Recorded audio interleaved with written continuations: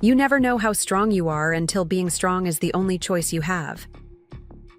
I learned this the hard way when I woke up in a hospital bed after 6 weeks in a coma, only to discover that my mother-in-law had sold my house, the home I'd poured my heart and savings into for 3 years. But let me start from the beginning, because this story isn't just about betrayal. It's about finding strength in the darkest moments of your life. My name is Rachel, and until last spring, I was living what I thought was a perfect life in Boston. As a pediatric nurse at Boston Children's Hospital, I spent my days helping young patients fight their battles while coming home to a beautiful Victorian townhouse on Beacon Street that I shared with my husband, Daniel. We'd been married for 4 years, and I truly believed we were living the dream. The house was my pride and joy. We'd spent 3 years renovating it, turning it from a tired old townhouse into a warm, welcoming home.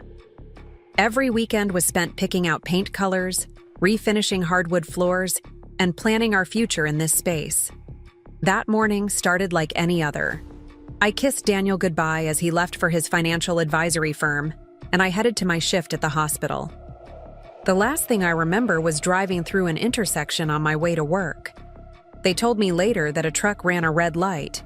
6 weeks of my life disappeared in that moment. I wish I could say the accident was the worst part of this story. But life has a way of testing you beyond what you think you can handle. When I finally opened my eyes, I was alone in the hospital room. No Daniel, no flowers. Just the steady beep of monitors and the harsh fluorescent lights above. Dr. Sarah Martinez, my colleague and friend, was the first person I saw. The look on her face told me something was terribly wrong, even before she spoke. "Rachel, there's something you need to know," she said, holding my hand. "Your mother-in-law, Patricia. She sold your house while you were in the coma. She claimed it was legally hers all along. I thought it was the medication making me hallucinate. Our house? The one Daniel and I bought together? The one where every room held memories of our life together? It couldn't be possible." But as Dr. Martinez continued speaking, the horrible reality began to sink in. Patricia Thompson, my mother-in-law, had somehow produced documentation showing she was the legal owner of our home. While I lay unconscious, fighting for my life, she had sold it to a young couple who had already moved in. But where was Daniel? Where was my husband in all of this? Dr. Martinez's next words shattered what was left of my world. "Daniel supported his mother's claim," she said softly. "He's been living in their family estate in Brookline since the sale. The pain from my injuries was nothing compared to the agony of this betrayal. Through my tears, I learned the full extent of their deception. Patricia, a real estate agent, had apparently helped us with the original purchase of the house. What I didn't know was that she had manipulated the paperwork, putting her name on crucial documents while I trusted her to handle the closing process. For 3 years she had waited, watching as I poured my savings into renovations, knowing along that she could pull the rug out from under me at any moment. I spent the next few days in a fog of disbelief and heartbreak. The nurses whispered in the hallways. Everyone knew my story. I was the woman whose mother-in-law stole her house while she was in a coma. The woman whose husband chose his mother's, sighed over his unconscious wife. The humiliation was almost as bad as the betrayal. But sometimes, when life pushes you to the edge, you find out who your real friends are. Jessica Chen, my best friend and the hospital's administrator, was by my side the moment she heard I was awake. She didn't come with empty words of comfort. Instead, she came with a plan. "You're coming to live with me," she said, her determination leaving no room for argument. "And I've already contacted the best real estate lawyer in Boston. Patricia Thompson might think she's clever, but she's never gone up against someone like Caroline Walsh." It was in Jessica's modern Cambridge condo, overlooking the Charles River, that I began to piece my life back together. The medical bills were staggering, but my colleagues at the hospital had rallied around me, organizing fundraisers and donating their vacation days to cover my leave. Their support showed me that while one family had betrayed me, another had formed around me. Stronger than blood ties, the legal battle was brutal. Patricia had indeed manipulated the paperwork skillfully, taking advantage of my trust and Daniel's compliance. But she had made one crucial mistake. In her haste to sell the house while I was unconscious, she had failed to follow proper procedures for a property sale when one resident was medically incapacitated. It was a small detail, but in the hands of Caroline Walsh, it became a weapon. The first time I faced Patricia and Daniel in court, I almost broke down. Patricia sat there, perfectly coiffed in her designer suit, looking at me with the same condescending smile she'd worn since the day I married her son. Daniel couldn't even meet my eyes. But something strange happened as I took the stand. Looking at them, I didn't see the powerful, intimidating figures they'd once been. I saw two people so morally bankrupt that they would steal from someone, fighting for their life in a hospital bed. That realization gave me strength I didn't know I had. My voice didn't shake as I testified about the renovations I'd paid for, the memories we'd built, the future that had been stolen from me. The judge's face grew sterner with each detail. But the real turning point came from an unexpected source. Thomas, Patricia's former assistant at her real estate agency, came forward with emails proving she had planned this deception from the beginning. He'd kept copies of everything, disgusted by what he'd witnessed but too afraid to speak up until now. The case made headlines in Boston. Real estate agent faces fraud charges in house theft from coma patient. Patricia's reputation in the real estate community, something she'd prized above all else, was shattered. The investigation into her practices revealed a pattern of similar manipulations, though none quite as bold as what she'd done to me. The court's decision was clear. The house sale was invalidated, and Patricia was facing criminal charges for fraud. But by then, I'd realized something important. I didn't want that house anymore. Every inch of it was tainted with betrayal. Instead, I wanted justice, and I wanted to make sure this couldn't happen to anyone else. The settlement I received was substantial. Patricia's insurance company was eager to settle the matter quietly, especially given the publicity. Daniel, showing a spark of conscience or perhaps just fear of public opinion, didn't contest it. But money couldn't heal the deeper wounds, the trust issues, the nightmares, the fear of being vulnerable again. That's when Dr. Martinez made a suggestion that would change my life's direction.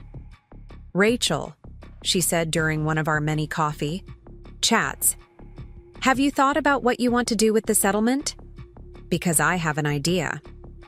She told me about the growing need for patient advocacy, especially for people dealing with medical crises who become vulnerable to financial and legal exploitation. Too many people lost their homes, their savings, their security while fighting for their lives in hospital beds. My story, it seemed, was not as unique as I'd thought. That conversation sparked something in me. Within months, I'd founded the Yaina New Beginning Advocacy Center, operating out of a converted brownstone in Boston's South End. We provide legal support, financial counseling, and housing assistance to patients and families facing medical crises. Every person who walks through our doors has a story of vulnerability, and every one of them finds the support I wish I'd had. The irony isn't lost on me that Patricia's attempt to destroy my life ended up giving it new purpose. Our center has helped prevent dozens of predatory property sales and financial scams targeting hospitalized patients. We've changed laws, making it harder for anyone to take advantage of medically incapacitated individuals. Last week, I ran into Daniel at a coffee shop. He looked older, tired, worn down by the scandal and his mother's disgrace. He tried to apologize, to explain, but I stopped him. "Save it," I said. "Just know that every day, I help people protect themselves from people like you and your mother. That's all the closure I need." I walked away from that encounter feeling lighter than I had in months. Standing in the crisp Boston air, watching the autumn leaves dance along Beacon Street, I realized something profound. Sometimes life's worst betrayals lead us exactly where we need to be. If you're watching this and facing your own battle, remember, you're stronger than you know. Don't let anyone steal your power, your purpose, or your peace. The darkest moments can lead to the brightest futures, but only if you're brave enough to keep fighting. Thank you for listening to my story. If it resonated with you, please hit that subscribe button and join our community of survivors and thrivers. Remember to ring that notification bell to never miss another story of triumph over adversity. Your support helps us reach more people who need to hear these messages of hope and resilience. And remember, sometimes losing everything is just the beginning of finding yourself. Getting up each morning became a test of willpower in Jessica's guest room. The unfamiliarity of waking up in a different space hit me harder than the physical pain from my accident. Preparing and narrating this story took us a lot of time, so if you are enjoying it, subscribe to our channel. It means a lot to us. Now back to the story. My hands would instinctively reach for the bedside lamp that wasn't there anymore, and my feet would search for the plush carpet I'd picked out for our bedroom, now someone else's bedroom. The modern minimalism of Jessica's condo, while beautiful, felt like a constant reminder of everything I'd lost. My first week out of the hospital was a blur of doctor's appointments and legal consultations. Caroline Walsh, my attorney, had taken over the dining room table with stacks of documents, each one revealing more layers to Patricia's deception. The property records showed a careful, calculated plan that had been years in the making. Every time I looked at the papers, I felt physically ill. My signature appeared on documents I had no memory of signing, dates were altered, and entire pages seemed to have been substituted. Jessica would find me some mornings, still in my pajamas, staring out her floor-to-ceiling windows at the Charles River. The early morning rowers would glide past, their rhythmic movements a stark contrast to the chaos in my mind. "You need to get out," she said one morning, placing a cup of coffee in my hands. "Just for a little while. The fresh air will do you good." I knew she was right, but the thought of facing the world terrified me. What if I ran into Daniel, or, worse, Patricia? Boston suddenly felt too small, too suffocating. Every street held memories I wasn't ready to confront. The coffee shop where Daniel and I had our first date. The hardware store where we'd spent countless weekends picking out paint samples. The park where he'd proposed. My life had become a minefield of memories I needed to navigate. But Jessica was persistent. She started small. A walk to the corner cafe, then to the local farmer's market. Each step outside felt like a small victory. The autumn air was crisp, carrying the scent of fallen leaves and wood smoke. Life was continuing around me, oblivious to my personal earthquake. It was during one of these walks that I saw them. Daniel and Patricia coming out of an upscale restaurant on Newbury Street. They hadn't noticed me, but I froze mid-step, my heart pounding. Patricia was laughing, probably at one of her own jokes, while Daniel smiled that weak smile I now realized had been a warning sign all along. They looked normal, as if they hadn't just destroyed someone's life, as if they hadn't left me with nothing while I fought for my life in a hospital bed. Jessica grabbed my arm, ready to steer me away, but something in me snapped.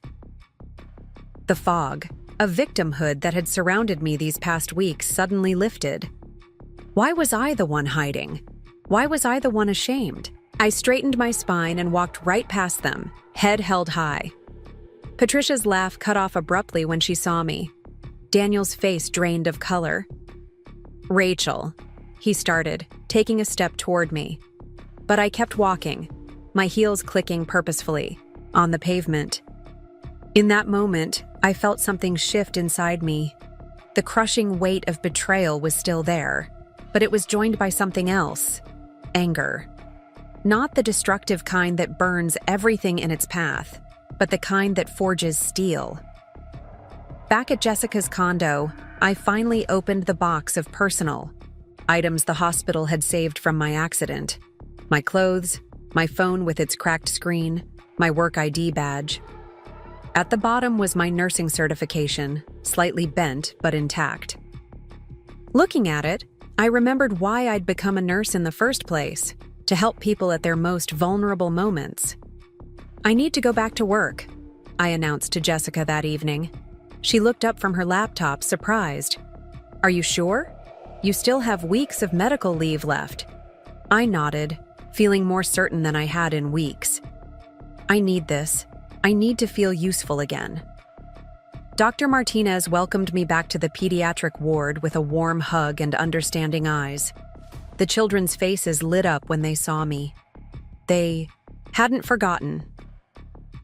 Little Emma, fighting leukemia with the ferocity of a warrior, had made me a welcome back card covered in glitter.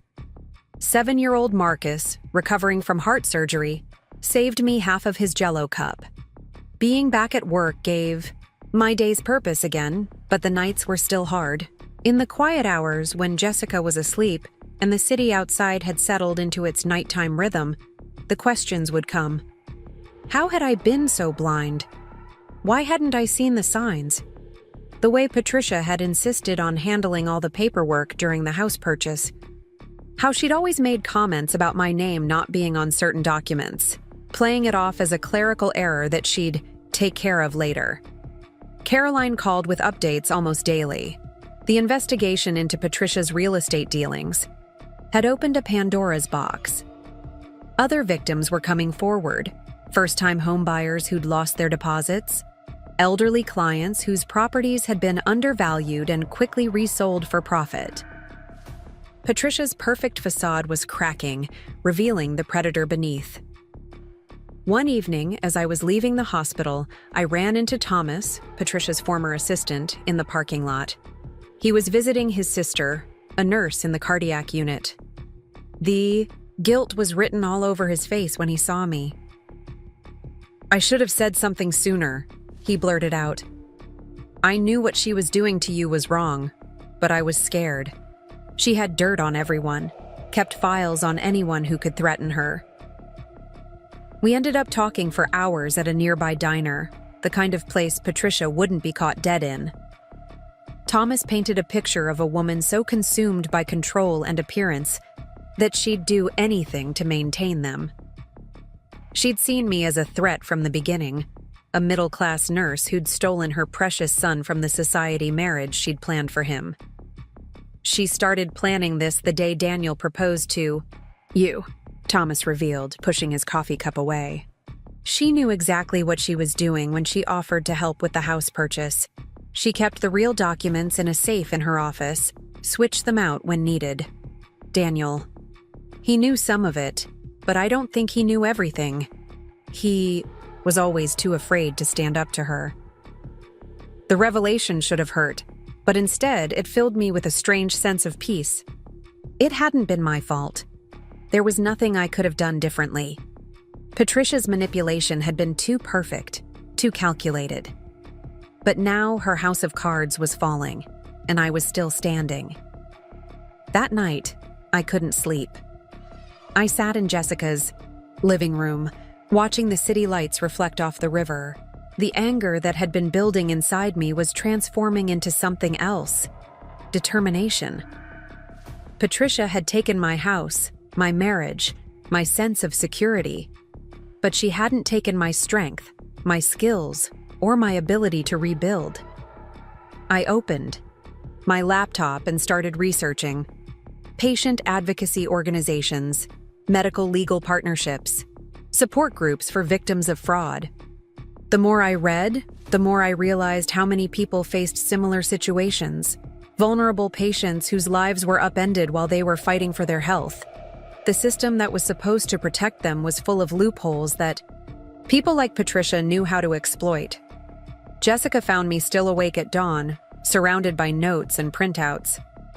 "I think I know what I want to do," I told her, my voice hoarse from lack of sleep but filled with conviction. "I want to help other people protect themselves from what happened to me. There need to be better safeguards, better support systems." She looked at my notes, her administrative mind already seeing the possibilities. "You know," she said slowly, The hospital has been talking about starting a patient advocacy program. They just haven't found the right person to lead it. The idea took root and grew. Dr. Martinez connected me with the hospital's board members. My story, unfortunately, made a compelling case for why such a program was needed. The same determination that had helped me survive nursing school now drove me to research, plan, and build something new from the ashes of my old life. Caroline called with news that the criminal investigation into Patricia was progressing.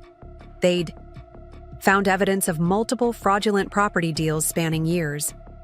The scandal was growing, and Patricia's carefully cultivated social status was evaporating. She'd been asked to resign from her positions on various charity boards. Her real estate license was suspended pending investigation. I ran into Daniel's sister, Emily, at Whole Foods one afternoon. Unlike her mother and brother, she looked me in the eye. "I'm so sorry, Rachel," she said, her voice breaking. "I never thought Mom would go this far. Daniel, he's not doing well. The guilt is eating him alive." I nodded, not trusting myself to speak. "He should feel guilty," I finally managed. "He had a choice. He chose wrong." Back at the hospital, I threw myself into developing the advocacy program. Every patient I saw reminded me why this work was so important. The young mother fighting cancer while trying to keep her house. The elderly man whose children were pressuring him to sign over his property. The accident victim whose insurance company was trying to deny coverage on a technicality. Jessica's guest room slowly became home. I bought new bedding, hung a few pictures, added small touches that made the space feel mine. One evening, as we shared takeout and wine on her balcony, she asked if I'd thought about looking for my own place. "Not yet," I admitted. "I'm not ready to trust in ownership again." The irony wasn't lost on me that my work was helping others protect their homes, while I couldn't face the idea of having one myself. But maybe that was okay for now. Maybe part of healing was accepting that some things take time. Fall turned to winter, and Boston wrapped itself in snow. The city looked different under its white blanket, softer, cleaner, full of possibility. I started taking evening walks along the river, watching the sunset paint the sky in colors that reminded me why I'd fallen in love with this city in the first place. During one of these walks, I got a call from Caroline. Patricia had been indicted on multiple counts of fraud. The evidence was overwhelming, including emails and documents Thomas had provided. She was facing serious prison time. Daniel had been named as a co-conspirator but was cooperating with prosecutors in exchange for a lighter sentence. I sat on a snow-covered bench, letting the news sink in. Justice was coming, but it felt hollow somehow. I realized I didn't need to see Patricia in handcuffs or Daniel in court to heal. My recovery wasn't tied to their punishment anymore. It was tied to what I was building, to the people I was helping, to the woman I was becoming. That evening, I finally opened the last box of belongings Jessica had rescued from our house before the new owners moved in. Inside was a photo album I'd forgotten about. Pictures of Daniel and me in happier times, of the house when we first bought it, of family gatherings where Patricia's smile now looked predatory rather than welcoming. I closed the album and put it aside. Those memories belonged to a different person. The Rachel who trusted too easily, who ignored red flags, who thought love meant accepting whatever scraps of affection were thrown her way. The woman I was becoming knew better. Jessica found me later, still sorting through the box. Without a word, she sat down beside me and started helping. We made two piles, things to keep and things to let go. The kept pile was small, but it was mine, truly mine. No hidden strings, no manipulated documents, no false claims of ownership. That night, I slept peacefully for the first time in months. In my dreams, I wasn't running from Patricia or searching for Daniel. I was standing in front of a room full of people, sharing my story, teaching them how to protect themselves and their loved ones. When I woke up, I knew it wasn't just a dream. It was a glimpse of my future, The first snowfall of winter blanketed Boston in white silence as I sat in Caroline Walsh's downtown office, reviewing the latest developments in the case. The mountain of evidence against Patricia had grown into an avalanche. Thomas hadn't just kept emails. He'd maintained a detailed record of every questionable transaction, every manipulated document, every conversation where Patricia had revealed her true nature. "There's something else you should know," Caroline said, sliding a manila envelope across her mahogany desk. Inside were photographs, dozens of them. Pictures of me leaving the hospital for physical therapy, getting coffee with Jessica, walking along the Charles River. "Patricia had you followed," Caroline explained, her voice tight with controlled anger. "She was building a case to claim you were physically fine and trying to scam her." The revelation hit me like a physical blow. Even now, months after everything, Patricia was still trying to destroy me. But as I flipped through the photographs, something unexpected happened. Instead of fear or anger, I felt pity. What kind? Of person spent their time and money stalking an injured woman? What emptiness inside Patricia drove her to such lengths? That evening, I had dinner with Dr. Martinez at her favorite Italian restaurant in the North End. The small family-owned place was warm and inviting, filled with the scent of garlic and herbs. Over plates of handmade pasta, I shared the latest development. Sarah listened intently, her fork paused halfway to her mouth. "You know what this means, don't you?" she asked, reaching for her wine glass. "She's scared, really scared. These photos aren't about building a case against you. They're about trying to find something, anything, to discredit you before her trial." The thought had never occurred. To me, I'd been so focused on seeing myself as the victim that I hadn't realized how the tables had turned. Patricia's reputation was in shambles. Her social circle had abandoned her. The charity boards that once competed for her attention now pretended they'd never heard of her. Even her country club membership had been quietly revoked. The next morning, I threw myself into work with renewed energy. The patient advocacy program was taking shape, growing beyond my initial vision. What had started as a simple support system for vulnerable patients had evolved into a comprehensive program that included legal advice, financial counseling, and housing assistance. Emma, my young leukemia patient, had become my unofficial cheerleader. Despite her own battles, she always asked about my progress, offering suggestions with the unfiltered wisdom only a child could provide. "You should have a superhero cape," she declared one day during her treatment.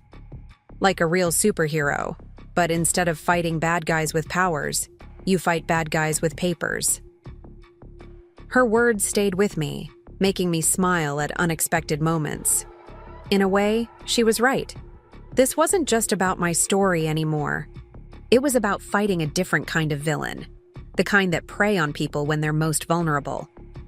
Jessica's condo had become more than just a temporary shelter. The spare room now felt like mine, decorated with small touches that reflected my new life. A potted peace lily from my hospital colleagues, a framed print of the Charles River at sunset, a corkboard filled with thank you notes from patients and their families. Each item represented a step forward, away from the woman who had lost everything toward someone new and stronger. One crisp morning, as I walked to work, I passed by my old house. I hadn't meant to. My feet had carried me there automatically, following a path they'd walked hundreds of times before. The new owners had painted the door a cheerful yellow, and window boxes full of winter pansies brightened the facade. For the first time, I looked at it without pain. It wasn't my house anymore, and that was okay. The criminal proceedings against Patricia were moving forward rapidly. Caroline called with updates almost daily, each one more satisfying than the last. The prosecution had uncovered a pattern of fraud spanning more than a decade. Patricia hadn't just targeted me. She'd built her entire career on manipulation and deceit. Daniel, true to form, had crumbled under pressure. He'd accepted a plea deal, agreeing to testify against his mother in exchange for probation. Part of me wanted to hate him for taking the easy way out again, but mostly, I felt nothing. The man I'd married, the man I'd thought I knew, had never really existed. The hospital board approved the expansion of our advocacy program. We were getting our own space, a renovated wing dedicated to supporting patients and families facing non-medical challenges during their medical crises. Dr. Martinez had championed the project, using my story as a powerful example of why such support was essential. As I walked through the empty rooms that would soon become offices, counseling spaces, and meeting areas, I felt a sense of purpose I'd never known before. The walls were bare, waiting for paint and life, but I could already see what this place would become. A sanctuary, a fortress, a place where people like me could find the support they needed to fight back. Jessica found me there after her shift, standing in what would be my office. The winter sunlight streamed through the large windows, casting long shadows on the floor. "You look like you belong here," she said, smiling. She was right. For the first time since waking up in that hospital bed, I felt completely at home. The news of Patricia's arrest broke on a Tuesday morning. I was in a meeting with the hospital's legal team when my phone started buzzing with messages. The Boston Globe had run a front-page story. Prominent realtor arrested in multi-million-dollar fraud scheme. The photograph showed Patricia being led from her home in handcuffs, her perfectly coiffed hair disheveled, her designer outfit replaced by a hastily thrown-on tracksuit. I excused myself from the meeting and found a quiet corner in the hospital garden. The winter air was sharp in my lungs as I read the article. The details were all there: the fraudulent property deals, the manipulated documents, the stolen homes. My case was mentioned, described as the catalyst that had brought her crimes to light. Emily called that afternoon. She was crying, but not for her mother. "I found Dad's old files," she said between sobs. "Mom did the same thing to him before. He died. The summer house he left me in his will. She sold it and kept the money. She told me he'd gambled it away. I believed her. I blamed him for years." We met for coffee the next day. Emily had changed since I'd last seen her. The polished society woman was gone, replaced by someone more real, more vulnerable. We talked for hours, sharing stories, connecting dots, healing old wounds. She'd brought a box of old photographs, including some of her father. Looking at his kind face, I could see why Patricia had targeted him, just as she'd targeted me. Kind people, trusting people, were her preferred prey. The advocacy center was coming together quickly. We'd hired staff, developed programs, created resources. Each day brought new challenges, but also new victories. A grandmother keeping her home despite her grandson's attempts to claim power of attorney. A cancer patient successfully fighting. An insurance denial. A stroke survivor protecting his assets from predatory lenders. One evening, as I was leaving work, I found Thomas waiting by my car. He looked nervous, shifting from foot to foot in the cold. "I'm testifying against Patricia. Tomorrow," he said without preamble. "I wanted you to know. I'm telling everything. Every deal, every document, every conversation." She tried to buy my silence, but I'm done being afraid of her. I reached out and squeezed his hand, feeling the tremors running through him. "Thank you," I said simply. He nodded, blinking back tears, and hurried away into the gathering darkness. His testimony would be the final nail in Patricia's coffin, and we both knew it. That night, I couldn't sleep. I stood at Jessica's window, watching the snow fall over the city. So much had changed in such a short time. The woman who had woken, up in that hospital bed, broken and betrayed, felt like a stranger now. In her place was someone stronger, someone who had learned that losing everything sometimes means finding yourself. The next morning, I did something I'd been putting off for months. I went to the bank and opened a new account, one with only my name on it. The settlement money from Patricia's insurance company had been sitting in a temporary account, waiting for me to decide what to do with it. Now I knew. Half would go to the advocacy center, funding programs for patients who couldn't afford legal help. The other half would be my fresh start. Jessica found me that evening, sorting through real estate listings on my laptop. "Ready to find your own place?" she asked, settling beside me with 2 cups of tea. I nodded, feeling both nervous and excited. "I think it's time. But this time I'm handling every document myself." We looked at properties together, laughing at some of the more outrageous listings and seriously considering others. A small brownstone in the South End caught my eye, not too far from the hospital, with good bones and a tiny garden. It needed work, but this time, any improvements I made would be purely for me. The trial began the following week. I attended only one day, the day I testified. Patricia sat at the defense table, her designer outfit replaced by something deliberately modest, her makeup subtle, playing the role of the misunderstood grandmother. Our eyes met as I took the stand. She tried to stare me down, but I didn't flinch. I told my story clearly, calmly, without emotion. I wasn't there for revenge. I was there for justice, not just for me, but for every person she had ever victimized. Outside the courthouse, reporters waited with cameras and microphones. I declined to comment, but as I walked to my car, I heard one of them say, "That's the nurse who brought down Boston's biggest real estate fraud scheme." The description made me smile. Not victim, not patient, not ex-wife. Nurse, professional, whistleblower. The Advocacy Center opened officially on a bright spring morning. The renovated space was everything I'd imagined and more. Warm colors, comfortable furniture, an atmosphere of safety and support. Dr. Martinez cut the ribbon while local news cameras rolled. Emma, now in remission, stood beside me, proudly wearing a toy stethoscope and a cape she'd made herself, royal blue with the words "Paper Fighter" written in glitter. As I looked around at the gathered crowd, colleagues, patients, supporters, I felt a profound sense of rightness. Patricia had tried to destroy me, but instead, she'd set me free. Free from a marriage that had been built on lies. Free from the illusion of security that had kept me from growing. Free to become someone stronger, braver, more authentic. Later, that day, I received word that the jury had reached a verdict. Patricia was found guilty on all counts. She would spend the next 15 years in federal prison. Daniel received probation and community service.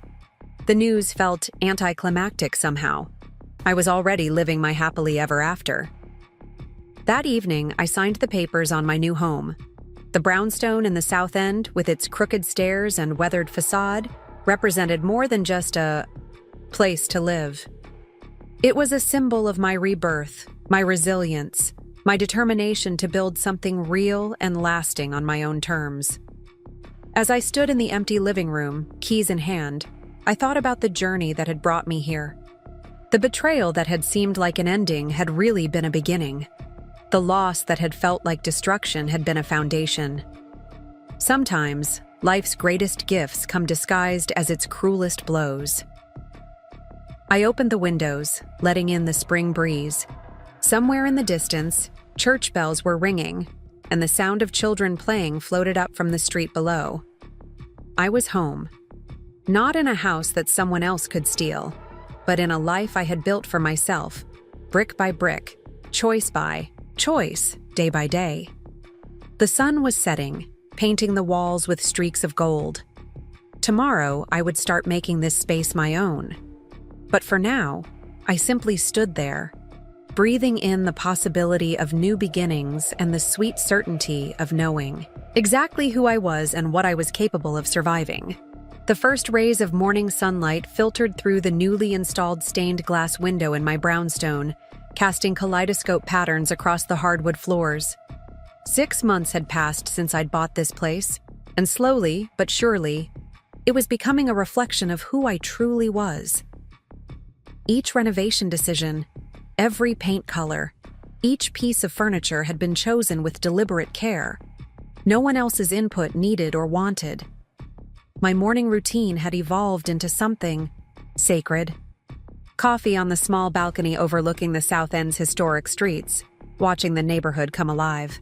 The local baker 2 doors down pulling fresh bread from his ovens, the school children in their uniforms hurrying past with backpacks bouncing, the elderly couple who walked their golden retriever at precisely 7:15 every morning, all had become familiar characters in my new life story.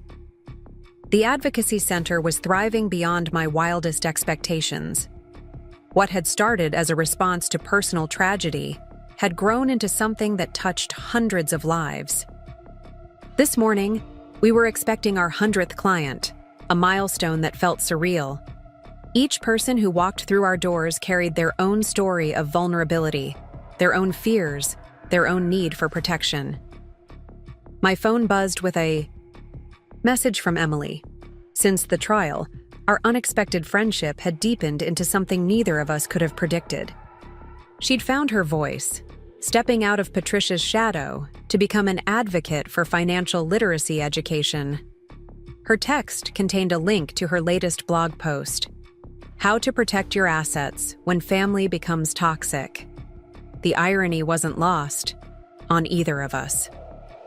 The morning's first appointment arrived precisely at 9, a young woman named Maya, clutching a folder of medical bills and legal notices. Her hands trembled as she sat across from me, her eyes darting around the room as if searching for escape routes. I recognized that look. I'd worn it myself not so long ago. "My father-in-law," she began, her voice barely above a whisper. "He's trying to force us to sell our house while my husband is deployed overseas. He claims he helped with the down payment, that he has rights to the property.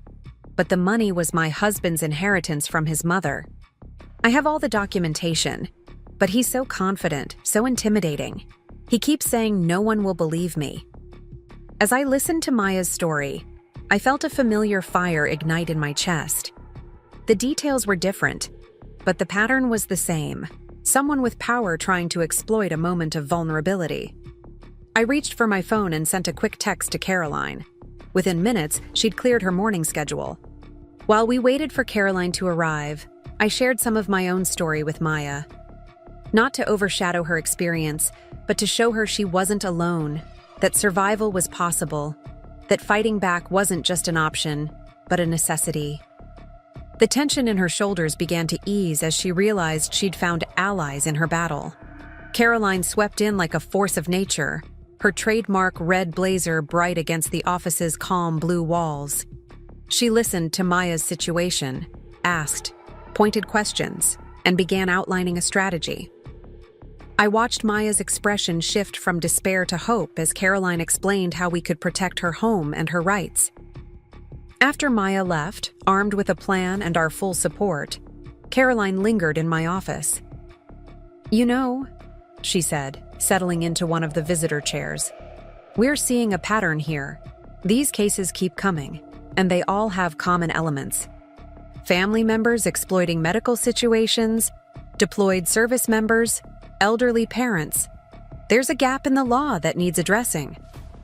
She was right, of course. Each case that came through our doors highlighted systemic failures that needed fixing. The laws designed to protect vulnerable people were full of loopholes that the Patricia Thompsons of the world knew how to exploit. That afternoon, I had a meeting scheduled with state legislators who had taken an interest in our work. The Advocacy Center's success stories had caught their attention, and they wanted to discuss potential legal reforms. As I prepared my presentation, I thought about Maya, about Emma, about all the others who had trusted us with their stories. The meeting room at the State House was intimidating, all dark wood and historical gravitas. But as I stood before the legislative committee, sharing statistics and stories, I felt none of the fear that had once paralyzed me. This was my purpose now, turning personal pain into systemic change. One of the legislators, a woman in her 60s, stayed behind after the formal presentation. "Your story," she said, adjusting her glasses. "It reminds me of my mother's, She lost everything to a trusted family member while battling cancer. Back then, there were no resources like your center. She never recovered from the betrayal. But maybe, with these changes we're discussing, other women won't have to go through what she did. That evening, walking home through the gentle spring rain, I felt a profound sense of connection to all the women who had faced similar battles.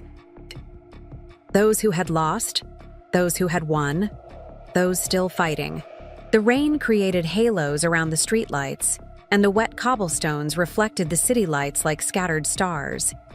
Jessica had invited me over for dinner, a standing Thursday tradition we'd maintained even after I'd moved into my own place. Her condo, once my refuge, now felt like visiting an old friend. Familiar and comfortable, but no longer necessary for survival. Over homemade risotto and wine, we talked about the day's events. Jessica had news of her own. The hospital was considering expanding the advocacy program to other facilities in their network. "They're calling it the Thompson Protocol," she said with a hint of pride. "Every patient with an extended stay will be automatically screened for financial and legal vulnerabilities." The name struck me as fitting. Patricia Thompson had tried to destroy me, but instead, her actions had sparked a movement that would protect countless others. It was a legacy she never intended to create, but one that would far outlast her. Later that night, unable to sleep, I found myself scrolling through real estate listings.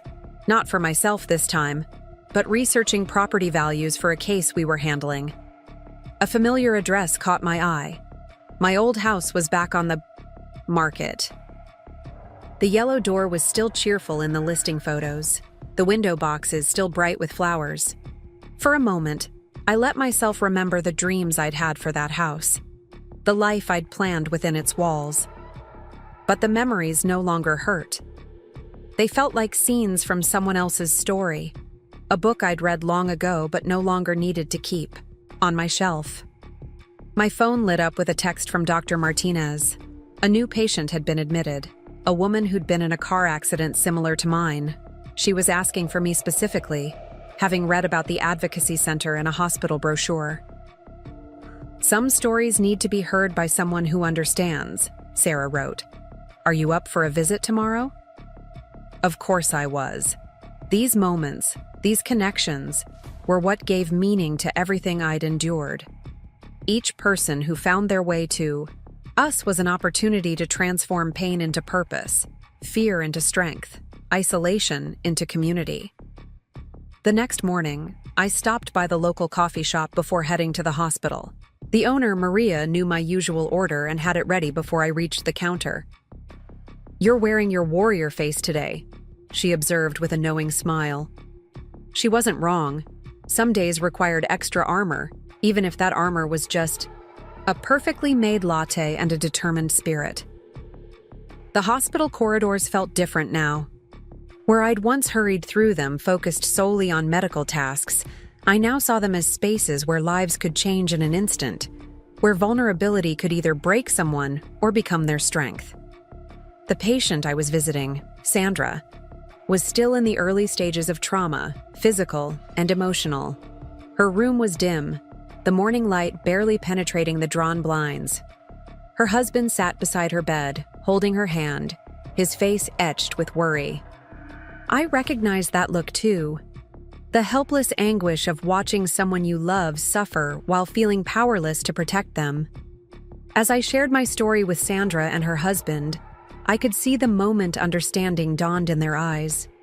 The realization that they weren't alone, that there were people who understood their fears and knew how to help them navigate this uncertain territory.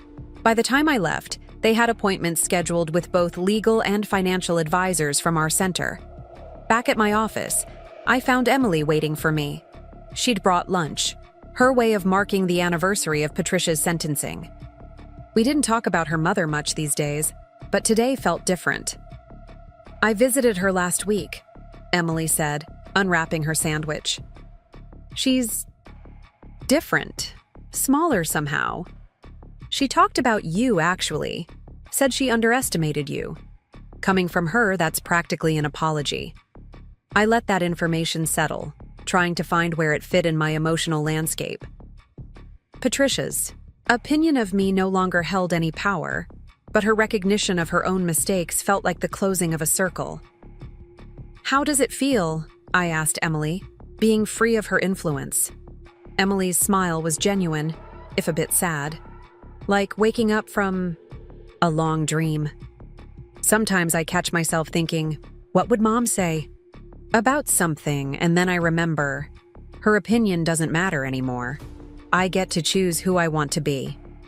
The afternoon brought a series of meetings with our expanding team. The Advocacy Center had grown to include social workers, financial advisors, and legal experts. Each team member brought their own perspective, their own expertise, their own commitment to protecting vulnerable patients. As I listened to them discuss cases and strategies, I felt a surge of pride. This wasn't just my vision anymore. It had become a shared mission, a collective dedication to ensuring that no one had to face their darkest moments alone. The day ended with a support group session, a new addition to our services. The group met in what we called the Hope Room, a warm space with comfortable chairs arranged in a circle. Today's topic was rebuilding trust after betrayal. As the participants shared their stories, I was struck by the common thread that ran through them all: the need to believe in goodness again, to risk vulnerability after being burned. Walking home in the gathering dusk, I thought about trust and how my relationship with it had evolved. I was more cautious now, yes, but also more discerning. Trust wasn't something to be given blindly or withheld completely. It was a skill to be developed, a muscle to be strengthened through careful exercise. My brownstone welcomed me home with its familiar creaks and shadows. The evening light caught the crystals I'd hung in the windows, sending rainbow patterns dancing across the walls. This space, unlike my old house, didn't hold memories of betrayal. Every corner reflected choices I'd made, changes I'd initiated, growth I'd achieved. As I prepared for bed, my phone buzzed with an email from Caroline. She'd drafted the initial proposal for what we were calling the Medical Vulnerability Protection Act, legislation aimed at closing the loopholes that allowed people like Patricia to exploit patients during their most vulnerable moments. Reading. Through the draft, I felt a sense of completion. Not an ending. There would always be more work to do, more people to help, more battles to fight. But a recognition that something meaningful had grown from the ashes of my own trauma. Patricia had tried to take everything from me, but in doing so, she'd given me something far more valuable: a purpose. The city lights twinkled beyond my windows, each one perhaps marking another story, another struggle, another opportunity for transformation. Tomorrow would bring new challenges, new clients, new chances to turn pain into power.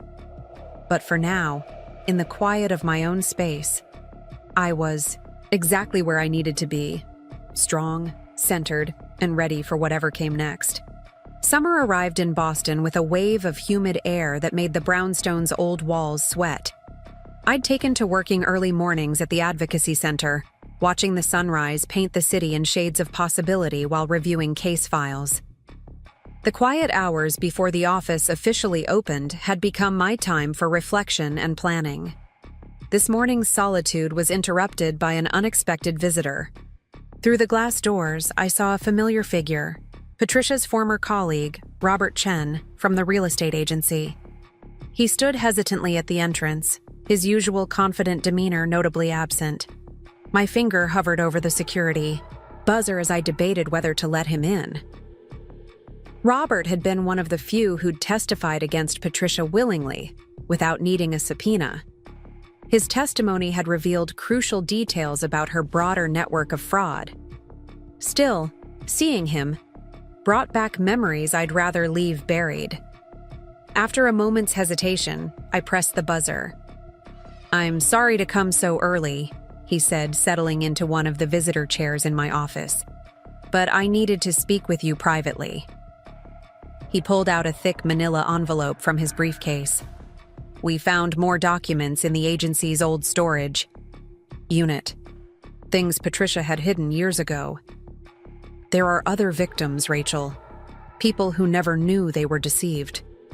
The envelope contained property records dating back 15 years. Each page told a story of manipulation and fraud, each signature a testament to misplaced trust. But these weren't just papers. They were lives disrupted, dreams shattered, security stolen. My hands trembled slightly as I read through the puis-oz. Why bring these to me? I asked, though I already knew the answer. Robert shifted uncomfortably in his chair. Because you built something here, something that helps people. And these people, they deserve to know the truth. They deserve a chance at justice. By the time Jessica arrived for our morning meeting, I'd already called Caroline and begun digitizing the documents. This would mean reopening wounds, launching new investigations, stirring up a past that some might prefer to leave buried.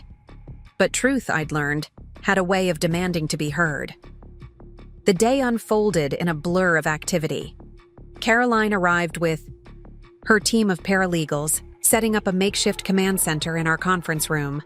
Dr. Martinez cleared her schedule to help us identify potential medical connections in the cases. Even Emily came by, offering to help cross-reference names with her mother's old social circles.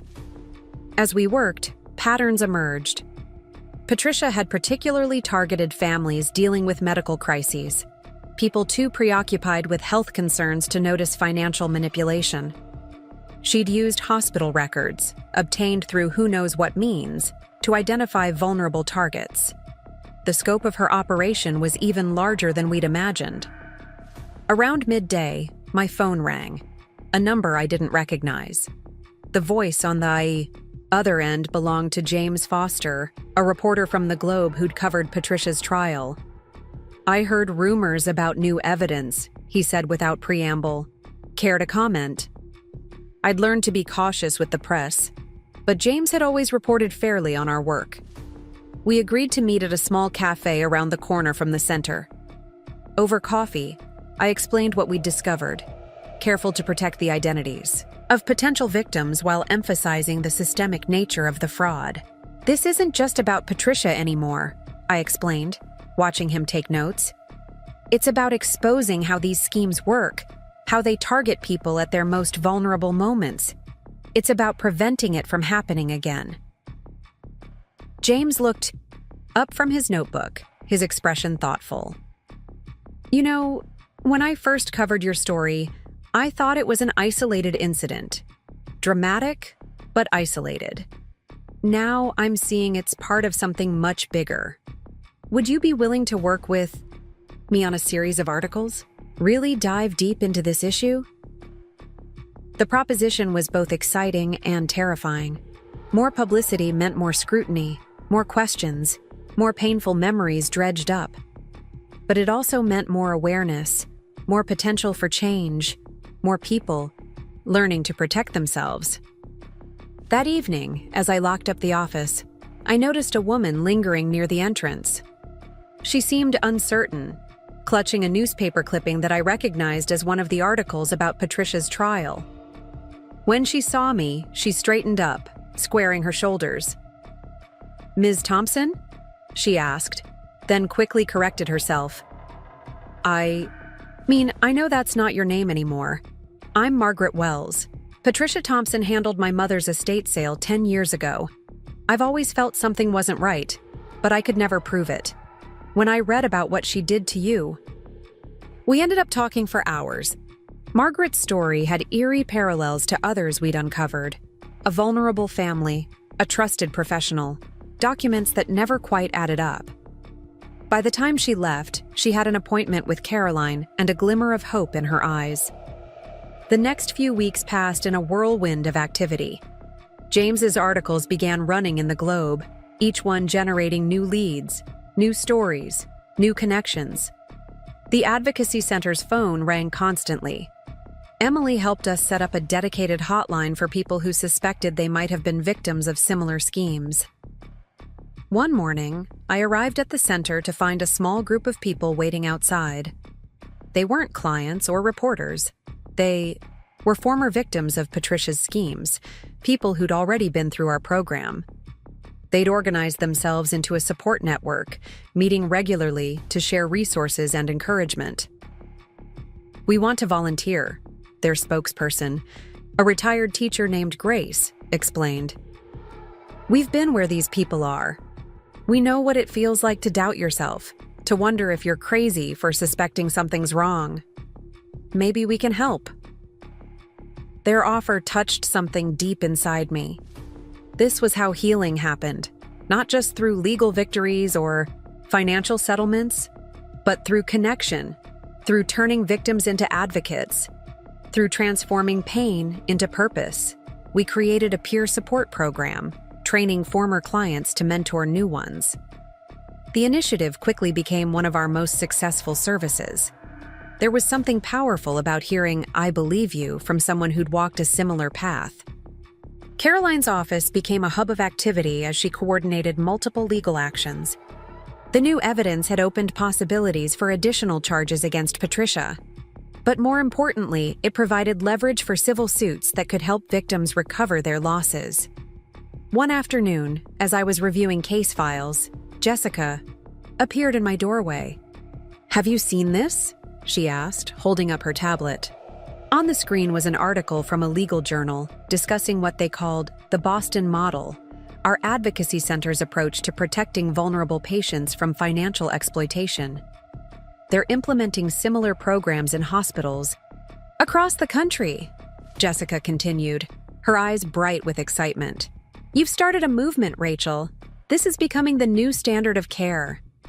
The realization was overwhelming. What had begun as a response to personal trauma had grown into something that was changing the very structure of patient protection. Other hospitals were reaching out, asking for guidance and setting up their own advocacy programs. That evening, I decided to walk home instead of taking my usual rideshare. The summer air was thick with humidity, but I needed time to process everything that was happening. My route took me past my old house, something I no longer avoided. The yellow door had been repainted a deep blue, and the window boxes now overflowed with bright red geraniums. A child's bicycle leaned against the front steps. Life had moved on within those walls, creating new stories, new memories, just as I had. My phone buzzed with a text from Emily. She'd been doing some digging and had found something interesting, a pattern of similar fraud cases in other states. The perpetrators used different methods, but the basic strategy was the same, targeting families dealing with medical crises. "We need to think bigger," she wrote. "This isn't just about mom anymore. It's about changing the whole system." She was right, of course. We'd been so focused on local cases that we'd missed the broader picture. This was happening everywhere, in different forms, but with the same devastating impact on vulnerable families. The next morning, I called an emergency staff meeting. The conference room quickly filled with our team: legal experts, social workers, financial advisors, peer supporters. On the wall-mounted screen, I displayed a map showing similar cases across the country. "We have an opportunity here," I began, looking at the faces around the table. "We've built something that works. Now we need to share it, scale it, make it accessible to everyone who needs it." The discussion that followed was intense and productive. Ideas flowed freely: training programs for other hospitals, online, resources for remote communities, partnerships with national organizations. By the end of the meeting, we had the outline of a national initiative. Caroline stayed behind after others left, perching on the edge of my desk. "You know what this means, don't you?" she asked. "More publicity, more speaking engagements, more attention, not just on the program, but on you personally. Are you ready for that?" The question gave me pause. For so long, I'd focused on helping others tell their stories. The thought of stepping into the spotlight myself was daunting. But if my story could help create change on a national level, didn't I have an obligation to share it? That night, unable to sleep, I sat on my balcony watching the city lights. The air was heavy with approaching rain, and distant thunder rolled across the sky. In the quiet darkness, I thought about all the people still out there, facing their own battles, not knowing where to turn for help. My phone lit up with a message from Dr. Martinez. A patient was being admitted. Another car accident victim. Another life suddenly thrown into uncertainty. But this time, thanks to our program, she wouldn't face that uncertainty alone. She would have advocates, supporters, protectors from the moment she arrived. The first drops of rain began to fall as I made my decision. If sharing my story could help others find their way through darkness to light, then that's what I would do. Not because I wanted attention or recognition, but because sometimes the best way to heal ourselves is to help others heal. Tomorrow would bring new challenges, new stories, new opportunities to create change. But for now, I sat in the rain-scented darkness, feeling grateful for every step of my journey, even the painful ones. Because without them, I wouldn't be who I am now, wouldn't be doing what I do now, wouldn't be able to help others find their way to strength and justice. The thunder grew closer, and the rain fell harder, but I stayed on the balcony, letting the storm wash over me. Sometimes I'd learned, you have to weather the storm to see the rainbow. And sometimes the storm itself makes you stronger. The autumn leaves danced across the courtyard of the Massachusetts State House as I prepared to testify before the Legislative Committee. The Medical Vulnerability Protection Act had gained unexpected momentum, attracting bipartisan support and national attention. Today's hearing would determine whether our state would become the first to enact comprehensive protections for patients facing financial exploitation during health crises. My testimony notes felt heavy in my hands as I waited in the marble hallway. The grand portraits of past governors looked down with solemn expressions, silent witnesses to countless moments of change. A young legislative aide approached, clipboard in hand, to inform me they were ready. Inside the hearing room, cameras clicked and reporters scribbled as I took my seat at the witness table. The room's rich wood paneling and green leather chairs carried the weight of history, but today they would hear a different kind of story, one of modern predators and digital age exploitation. Senator Eleanor Maxwell, the committee chair, leaned forward in her seat. Ms. Mitchell, please proceed with your testimony. The microphone carried my voice across the hushed chamber as I began sharing not just my story, but the stories of hundreds of others who'd found their way to our advocacy center. As I spoke, I noticed a familiar face in the audience, James Foster from the Globe, who'd become an unexpected ally in our fight for reform.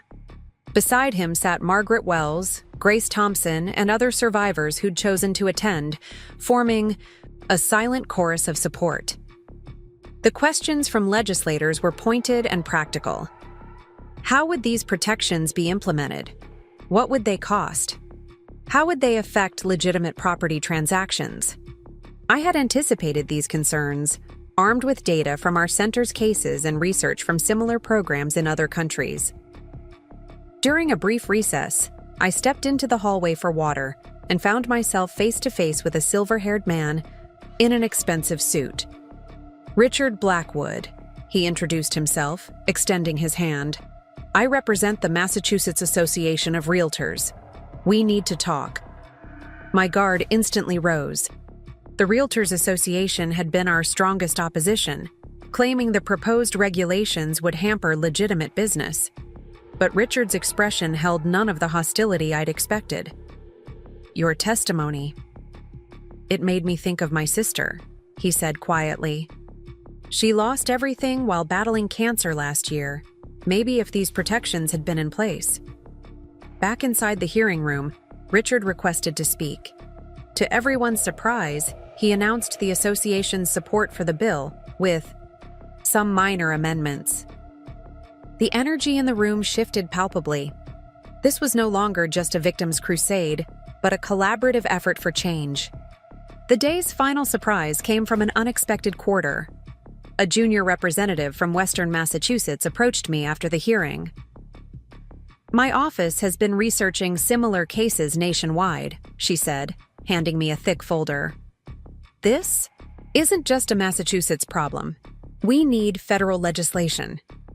That evening, as I reviewed the representative's research in my brownstone study, the scope of what we were undertaking began to sink in. Property records from Florida showed similar patterns of exploitation. Case files from California revealed elaborate schemes targeting hospital patients. News clippings from Texas documented stories that eerily mirrored my own. A text from Emily broke my concentration. "Turn on Channel 5 now." The evening news was running a feature on the hearing, but it wasn't just about the legislation. They were highlighting the broader movement our advocacy center had sparked. Similar programs springing up in other states, hospitals revising their patient protection protocols, law enforcement creating specialized units for medical-related fraud. The reporter ended the segment with a question that caught me off guard. Is Boston becoming the epicenter of a national revolution in patient protection? The words hung in the air as I sat in my dimly lit study, surrounded by papers documenting both tragedy and triumph. My phone began buzzing with messages. Dr. Martinez had seen the news and wanted to discuss expanding our program. Caroline had ideas about coordinating with advocacy groups in other states. Jessica suggested creating a national training program for hospital staff. The next morning dawned clear and cool. Fall in Boston had always been my favorite season, but this year it felt especially significant. A season of change, of letting go, of new beginnings. The Advocacy Center's waiting room was already full when I arrived, each person clutching papers, carrying stories, seeking hope. Among them sat a woman who looked achingly familiar, the same defeated posture, the same haunted eyes I'd once seen in my own reflection. Her name was Claire, and her story emerged in broken phrases. A sudden illness, a trusted family member, missing documents, a house sold without consent. But unlike my story, hers was still in progress, the damage not yet complete. Within hours, our team had mobilized. Caroline's legal assistants began tracking down property records. Our financial advisors froze suspicious transactions. Social workers connected Claire with emergency housing resources. This was what we'd built, a safety net for those falling through society's cracks. Mid-morning brought an unexpected visitor to my office. Thomas, Patricia's former assistant, had driven up from New York where he'd started a new life. "I saw you on the news yesterday," he said, settling into the chair across from my desk. "I've been thinking about all the other cases, all the times I stayed silent." His voice trailed off, heavy with old guilt, but his next words carried hope. "I want to help. I know how these schemes work from the inside. Maybe that knowledge could help prevent others from falling victim." The offer was tempting but complicated. Thomas's involvement with Patricia's crimes, though under duress, made him a controversial figure. Yet his insider knowledge could be invaluable in training others to spot warning signs and understand predator tactics. Over lunch with Jessica and Dr. Martinez, we discussed the possibility of creating a prevention education program. Thomas's insights, combined with our case experiences, could help people recognize and avoid exploitation before it began. Sometimes, Dr. Martinez observed, the best medicine is prevention. The afternoon brought a series of meetings with hospital administrators from across the state. Our program was growing faster than we could handle, and we needed to scale effectively without losing the personal touch that made our approach successful. Each survivor's story was unique. Each case required individual attention. As we discussed logistics and resources, I found my thoughts drifting to the broader implications of our work. We weren't just helping individuals anymore. We were changing the very system that had allowed exploitation to flourish. Each policy revision, each new protection, each trained advocate represented a small but significant victory. Between meetings, I received an email that made my heart skip. The subject line read, "Statement from Patricia Thompson." My finger hovered over the delete button, but curiosity won out. The message was brief, forwarded through her prison's email system. "You've built something remarkable from the ruins I created. Perhaps that's justice enough." The words stirred something unexpected in me. Not anger or vindication, but a quiet acknowledgement that even the darkest experiences could lead to light. Patricia's actions had set me on this path, but I had chosen to walk it, to transform it from a journey of survival into one of purpose. Evening found me in the center's conference room, surrounded by our expanded team as we planned the next phase of our work. The walls were covered with charts and maps showing the spread of our program's influence. String-connected pushpins representing partner hospitals, advocacy groups, and legal clinics across the country. Maria, our newest staff member and a former client, stood presenting her ideas for community outreach. Her confidence had grown remarkably since she'd first walked through our doors 4 months ago. Now she was helping others find their own strength, their own voice, their own path to recovery. As the meeting wound down, Grace approached with news from the support group network. They'd organized a fundraising gala for the winter, aimed at establishing a scholarship fund for survivors seeking education or career training. Because sometimes, she explained, the best revenge is living well and helping others do the same. The sun had set by the time I left the office, the city lights twinkling like earthbound stars. A text from Emily was waiting on my phone. "Mom asked about you again today. She seems different, smaller, maybe even sorry." I typed back a simple response. The past is past. We're building the future. Walking home through the cooling evening, I passed several construction sites where old buildings were being renovated, transformed, given new purpose. It felt like a metaphor for our work, taking damaged foundations and building something stronger, more resilient, more meaningful. My brownstone welcomed me with its familiar warmth. The living room walls, once bare, now held framed newspaper articles about our work, awards from advocacy organizations, and most importantly, letters from people we'd helped. Each one represented a life touched, a story changed, a future reclaimed. Settling into my favorite reading chair, I opened my laptop to review the draft of the National Initiative proposal. The words blurred slightly as fatigue set in, but the vision remained clear. We were creating more than just a program or a policy.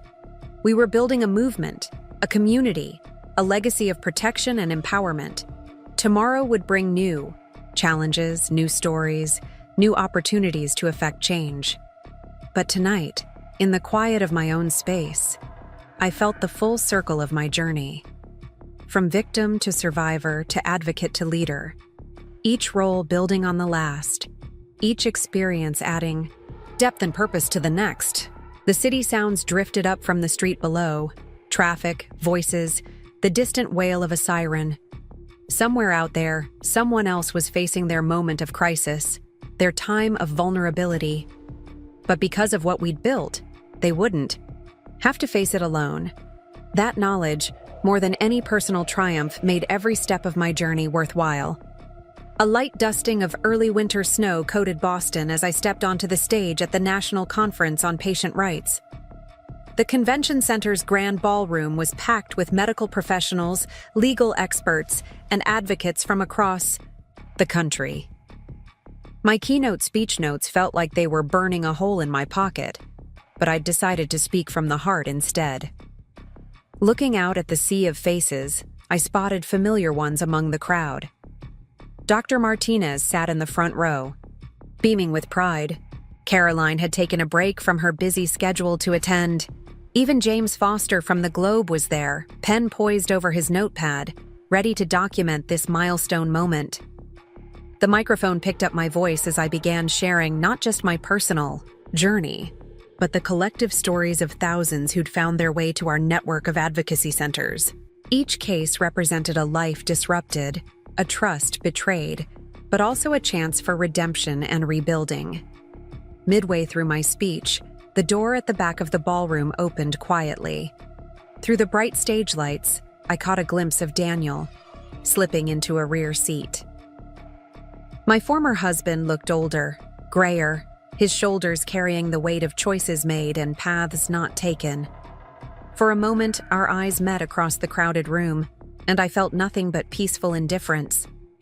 After the speech, during the reception, a group of hospital administrators from Chicago approached me. They'd been following our work and wanted to implement similar programs in their facilities. The statistics from your pilot programs are impossible to ignore, their leader said, passing me a business card. We need this in every major hospital. The morning's success was celebrated over lunch with Jessica and Dr. Martinez at our favorite North End restaurant. The tiny Italian place had become our unofficial meeting spot for milestone moments. As we shared plates of handmade pasta, Jessica revealed her own news. She'd been promoted to chief patient advocate for the entire hospital network. Back at the advocacy center that afternoon, I found Maria training a new group of peer supporters. The program had grown beyond our wildest expectations, with former clients stepping up to mentor others through their healing journeys. The sight of them gathered around the conference table, sharing experiences and strategies, filled me with quiet pride. A call from Emily interrupted my afternoon meetings. Her voice was tight with emotion as she shared the latest update about Patricia. "Mom's health is failing," she said quietly. "The prison doctor gives her maybe 6 months. She's asking to see you." The request hung in the air like smoke, heavy with unspoken implications. That evening, walking home through gently falling snow, I pondered Patricia's request. The woman who had tried to destroy my life now wanted what exactly? Forgiveness? Understanding? Closure? The brownstone's warm lights beckoned as I climbed the steps, still turning the question over in my mind. Inside, I found an unexpected package waiting. The return address was from a law firm in Seattle, accompanying a letter that would open yet another chapter in our expanding mission. A group of attorneys there had uncovered a pattern of medical identity theft targeting hospital patients. They wanted to collaborate on developing preventive protocols. The next morning dawned clear and cold. The advocacy center's waiting room was already filling up as I arrived, earlier than usual. Among the familiar faces was a new one. A young man clutching a folder of documents, his expression a mixture of anger and desperation. His story would prove to be the catalyst for our next major initiative. Michael Chen was a second-year medical resident who'd discovered suspicious patterns in patient financial records. Someone within the hospital system was using medical emergencies as cover for identity theft and property fraud. The scheme was sophisticated, targeting patients during their most vulnerable moments, much like Patricia had done. Caroline arrived. Within the hour, her legal mind already racing with possibilities. This wasn't just another case. It was evidence of a systemic problem that crossed state lines and jurisdictions. As she reviewed Michael's documentation, her expression grew increasingly serious. "This is organized crime masquerading as healthcare fraud," she concluded.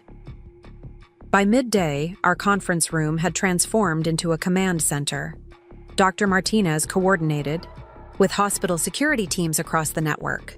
Jessica accessed patient records, looking for similar patterns. Emily, logging in remotely, cross-referenced property transactions with hospital admission dates. A text message from Daniel interrupted our investigation. "I heard about Patricia's request," he wrote. "Whatever you decide, I support you. I owe you that much at least." The message stirred no emotion, just another piece of data in a life that had moved far beyond our shared past. Late afternoon brought an unexpected visitor, Senator Maxwell, who'd championed our legislation at the state level. She arrived without fanfare, having heard about the identity theft investigation. "This could be the push we need for federal legislation," she said, studying our wall of evidence. "How quickly can you prepare a presentation for Congress?" The question sparked a flurry of activity. Our team worked late into the evening, compiling data, preparing testimonials, crafting recommendations. The scope of our work was expanding again, moving from individual advocacy to systemic change at the national level. Around midnight, as the last of our team headed home, I found myself alone in my office, staring at Patricia's prison photo on my computer screen. The woman who had catalyzed this entire journey looked small and frail, nothing like the towering figure who had once dominated my nightmares. Morning brought fresh snow and fresh perspective. Over breakfast at my favorite corner cafe, I drafted my response to Patricia's request. The words came easily, flowing from a place of strength rather than anger or fear.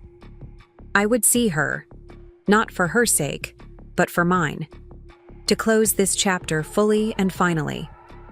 The day unfolded in a whirlwind of activity. Our investigation into the medical identity theft ring had uncovered connections to similar operations in 3 other states. Caroline coordinated with federal prosecutors while our team worked to protect potential targets and support identified victims. Mid-morning, a call came from Thomas in New York. He'd been implementing our protection protocols in several hospitals there and had identified a pattern we'd missed. The identity thieves weren't just targeting patients. They were placing accomplices in hospital administrative positions, creating a network of insider threats. This revelation led to a complete overhaul of our screening recommendations. Jessica spearheaded the development of new background check procedures, while Dr. Martinez worked with hospital HR departments to implement enhanced security measures. The predators were evolving, but so were we. Lunch brought a meeting with Grace and her support group leadership team. They'd organized a network of safe houses for victims of financial exploitation, providing temporary shelter and resources. During legal proceedings, the project perfectly complemented our advocacy work, adding another layer of practical support to our services. The afternoon sun cast long shadows through my office windows as I reviewed the latest draft of our congressional testimony. Senator Maxwell's staff had been incredibly supportive, helping us frame our findings in ways that would resonate with legislators from both parties. The issues we were addressing transcended political divisions, touching on universal human vulnerabilities. A knock at my door revealed Maria, excitement evident in her expression. The peer support program had received official certification from the state, meaning our training protocols would become the standard for similar programs nationwide.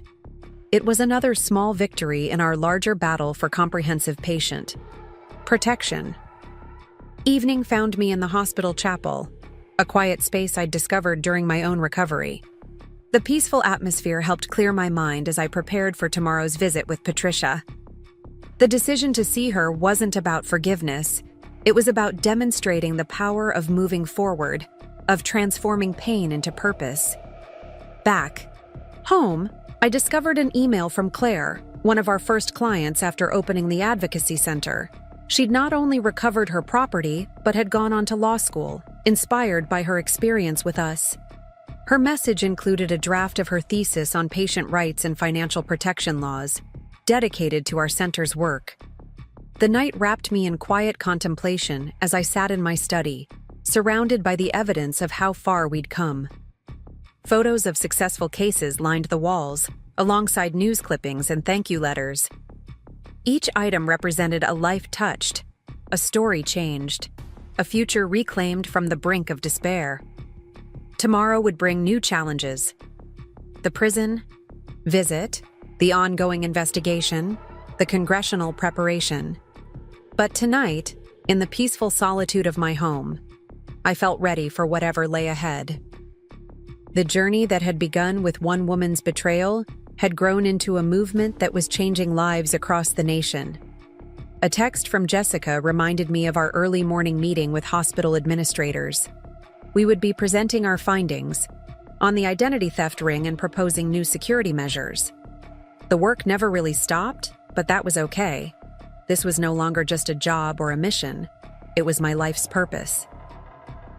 The snow continued falling outside my window, coating the city in pristine white. Somewhere out there, others were facing their own moments of crisis, their own battles for justice. But because of what we'd built, they wouldn't have to fight alone. That knowledge made every struggle, every setback, every moment of doubt worthwhile. In my bedroom, I laid out my outfit for tomorrow's prison visit.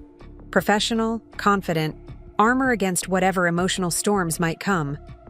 The woman who would wear these clothes was not the same one Patricia had tried to destroy. She was stronger, wiser, more purposeful. She was a builder of solutions, a protector of the vulnerable, a voice for the voiceless. The city lights twinkled through the falling snow, each one perhaps marking another story waiting to be changed, another life waiting to be restored. Tomorrow would bring its own challenges and triumphs, but tonight, in this moment of quiet reflection, I was exactly where I needed to be, strong, centered, and ready for whatever lay ahead. The prison waiting room smelled of industrial cleaner and stale coffee. Gray winter light filtered through wire-reinforced windows, casting shadows across the worn linoleum floor. Emily sat beside me, her presence both comforting and necessary. She would be my witness to whatever unfolded in this meeting with Patricia. A guard called my name, her voice echoing off concrete walls. The security screening was thorough but impersonal, a reminder that this place stripped everyone of their outside identities. My visitor's badge felt heavy against my chest as we were led through a series of locked doors, each one closing behind us with a definitive clang. The meeting room was smaller than I'd imagined, furnished with only a metal table and 4 plastic chairs. Patricia was already there, wearing standard-issue beige, her once perfect hair now completely gray. She looked up as we entered, and for a moment, I saw something flicker across her face. Recognition, regret, perhaps even fear. "Rachel," she said, her voice raspier than I remembered. "Thank you for coming." Emily squeezed my hand before taking her seat slightly behind us, close enough to intervene but giving us space for whatever needed to be said. The silence stretched between us, heavy with unspoken words. I studied the woman who had once wielded such power over my life. Prison had erased her carefully maintained facade of sophistication. Without her designer clothes and perfect makeup, she seemed smaller, almost fragile. Her hands, resting on the table, showed age spots and trembled slightly. "The doctors say, I have advanced pancreatic cancer," Patricia began, her words careful and measured. 6 months, maybe less. I've spent a lot of time thinking about everything. The choices I made, the people I hurt. She paused, struggling with words that once came so easily to her.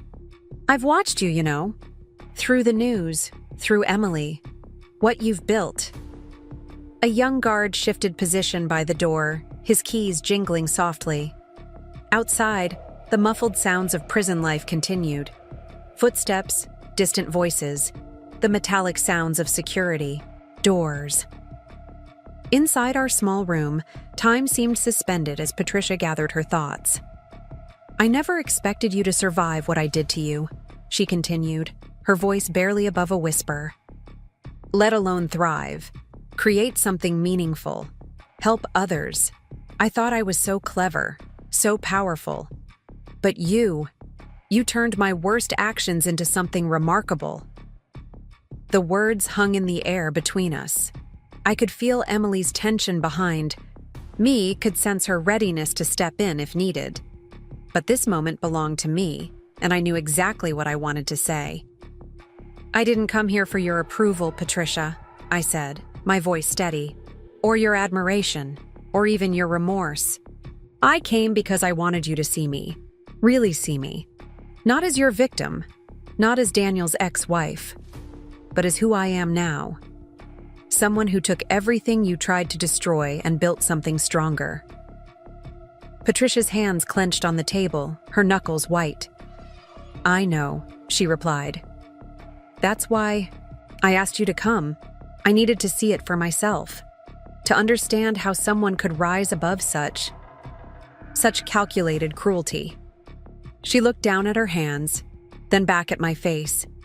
I've hurt so many people, Rachel. You're just the one who fought back. The conversation shifted to other victims. Names, dates, details that could help our center. Identify and assist others Patricia had targeted over the years. She spoke without pride now, listing her crimes with the detachment of someone cataloging past mistakes. Emily took notes, her pen scratching quietly against paper. As the meeting drew to a close, Patricia attempted one final connection. In a strange way, she said, you've accomplished everything I wanted for Daniel. Success, respect, influence. But you did it honestly, helping others instead of hurting them. A bitter smile crossed her face. Maybe that's the real irony here. Standing to leave, I felt no triumph, no vindication, not even pity. Just a profound sense of completion, of circles closing. The guard stepped forward to escort us out, his keys ready. Patricia remained seated, suddenly looking every day of her age and illness. Goodbye, Patricia, I said simply. I hope you find peace with your choices. Emily touched my shoulder as we turned to leave, her presence grounding me in the present moment. The sound of the door closing behind us echoed with finality. The drive back to Boston was quiet, snow beginning to fall in large, lazy flakes. Emily broke the silence first. Are you okay? She asked, glancing away from the road briefly to study my face. I nodded, watching the familiar landmarks of the city emerge through the growing storm. Back at the Advocacy Center, life continued, its forward momentum. A group of medical students was attending our training session on identifying financial exploitation. Maria led the presentation, her confidence growing with each successful program. The sight of young professionals taking notes, asking questions, learning to protect their future patients, felt like the perfect antidote to the morning's heavy emotions. Caroline arrived mid-afternoon with updates on our latest cases. The identity theft investigation had led to several arrests, and more victims were coming forward daily. Our support network was expanding to meet the growing need, with new centers opening in neighboring states. As we reviewed case files in my office, Jessica appeared in the doorway, her expression urgent. You need to see this, she said, tablet in hand. The screen showed breaking news. Another major hospital network had uncovered a fraud ring similar to the one we were investigating. The sophistication of their operation confirmed our worst fears about the scope of the problem. The rest of the day passed in a blur of activity. Conference calls with law enforcement, meetings with hospital security teams, coordination with our growing network of advocacy centers. Each new development reinforced the importance of our work, the need for continued vigilance and expansion. Evening found me in the hospital chapel again, this time accompanied by Dr. Martinez. The quiet space had become our unofficial retreat for processing difficult days. Sarah listened as I described the prison meeting, her presence offering the comfort of long friendship and shared purpose. You know, she said after I finished, what you did today, facing Patricia, that's going to help others find their courage too. Every time you share your story, every time you show your strength, you make it easier for someone else to fight back. Walking home through the snowy evening, I reflected on her words. The Advocacy Center had grown far beyond my personal story of survival, but that story remained its foundation.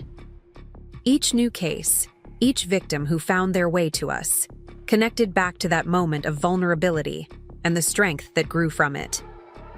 My phone buzzed with a message from Claire. She'd been accepted to 3 law schools and wanted my advice on which program would best support her goal of practicing advocacy law. Another circle completing itself, another survivor turning their experience into purpose. The brownstone welcomed me with warmth and silence. In my study, the wall of success, stories had grown again, new photos, new letters, new victories.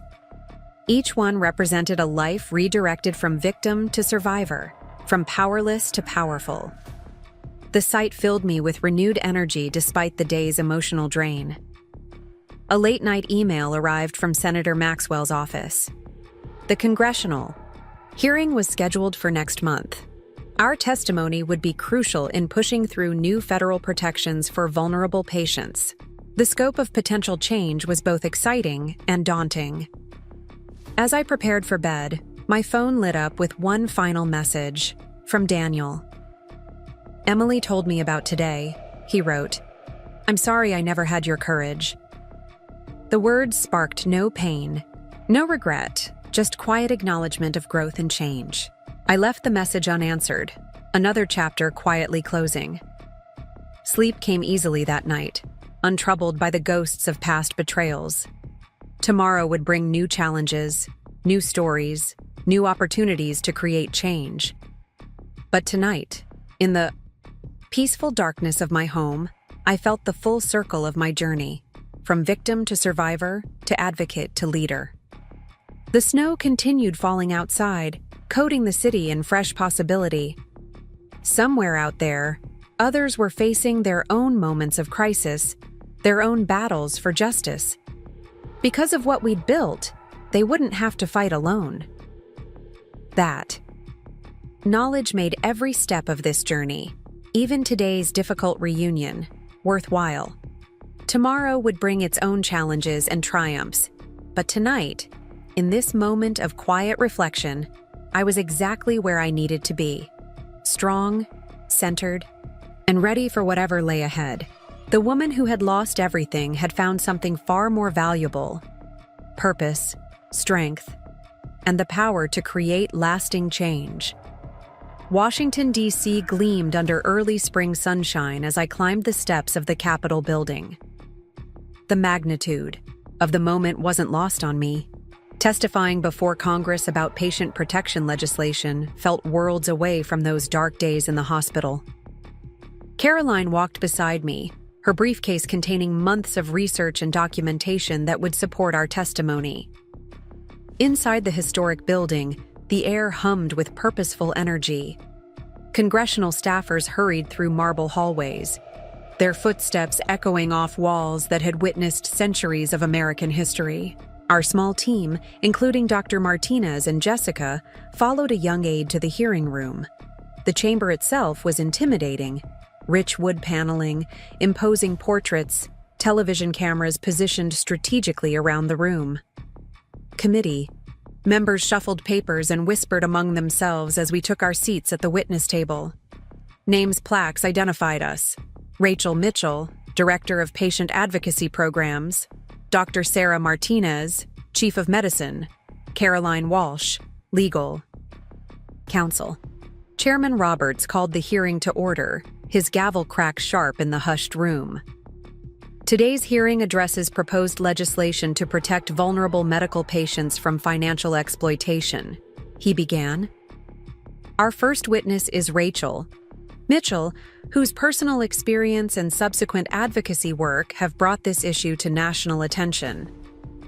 The microphone picked up my voice as I began speaking, sharing not just statistics and case studies, but the human stories behind them. Each example illustrated how predators targeted people during medical crises, exploiting their vulnerability for financial gain. The committee members leaned forward, their expressions intent. Questions from the representatives were probing and sometimes challenging. A congressman from Texas worried about overregulation.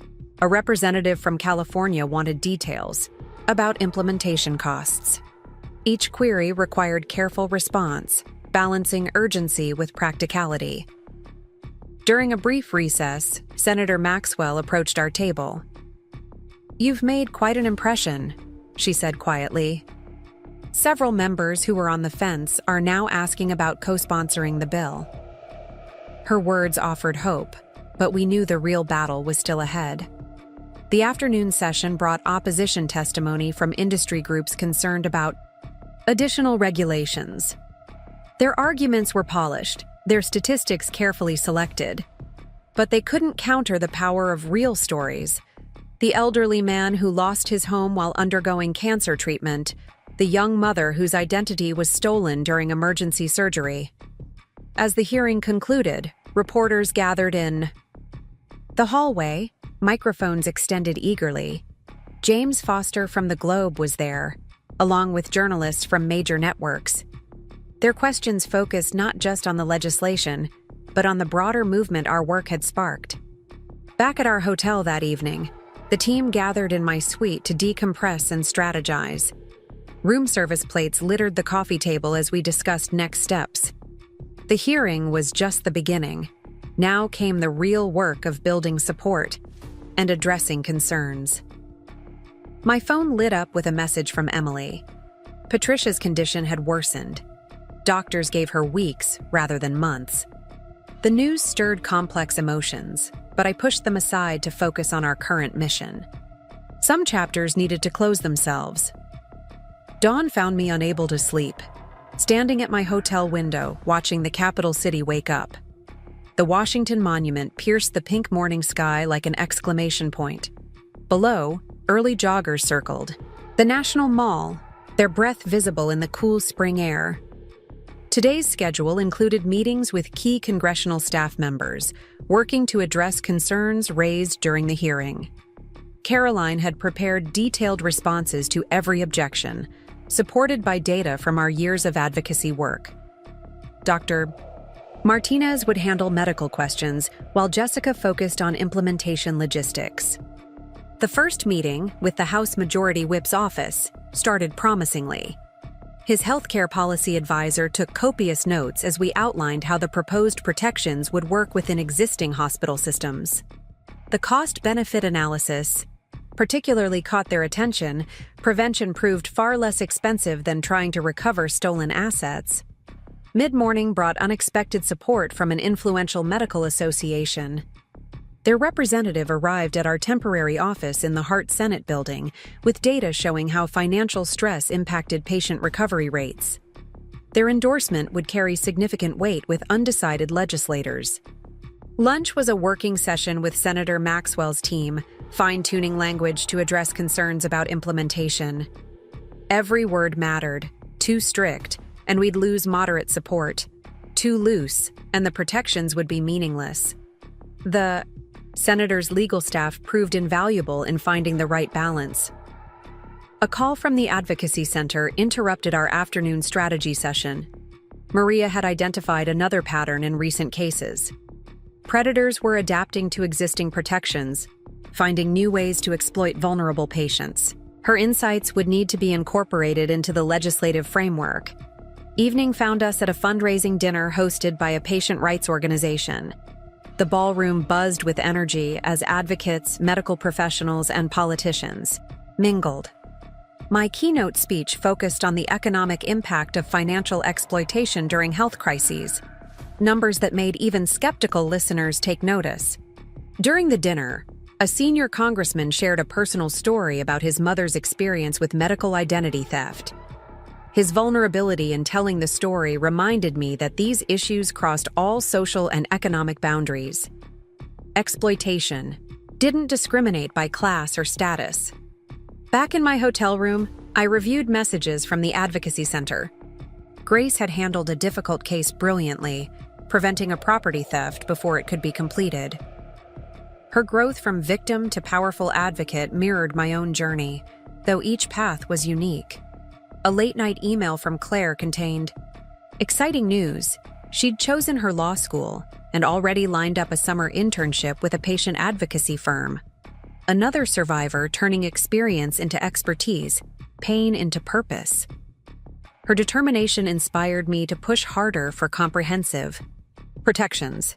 Sleep proved elusive again as my mind raced with possibilities and concerns. The legislation was crucial, but laws alone wouldn't solve everything. We needed cultural change, systematic reform, ongoing vigilance. The predators would adapt. We needed to stay ahead of them.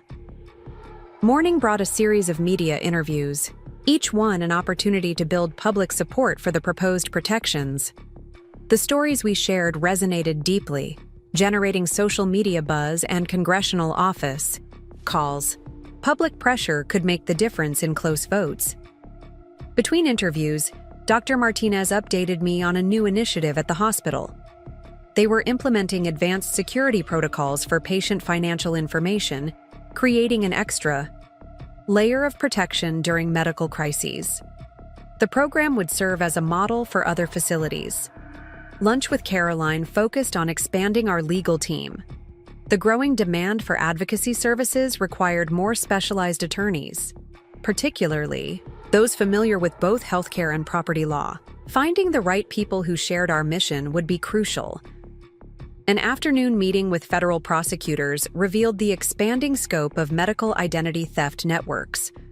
What had started as isolated crimes had evolved into sophisticated criminal enterprises. Our legislation would give law enforcement better tools to combat these organizations. Jessica called with updates from Boston.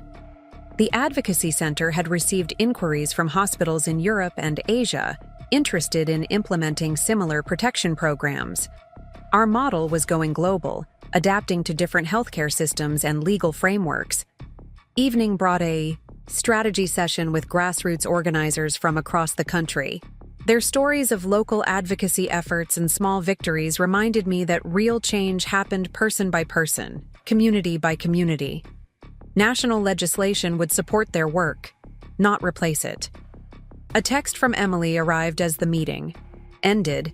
Patricia had been moved to hospice care. The news felt distant now, like reading about a stranger.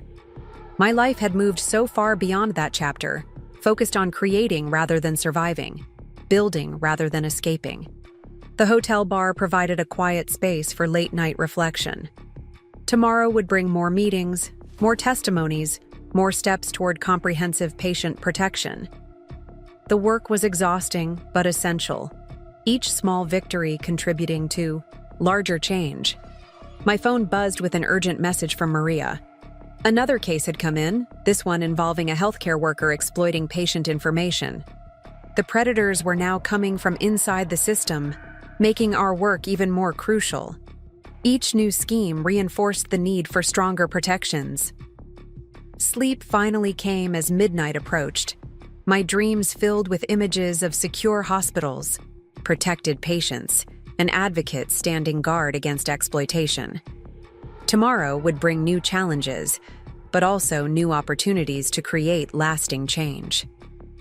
The city lights twinkled outside my window, each one perhaps marking another story, waiting to be changed, another life waiting to be protected. In the quiet darkness, I felt the weight of our mission and the hope of our progress. Change was coming, step by step, law by law, life by life. Cherry blossoms dotted the sidewalks of Boston as spring settled into the city.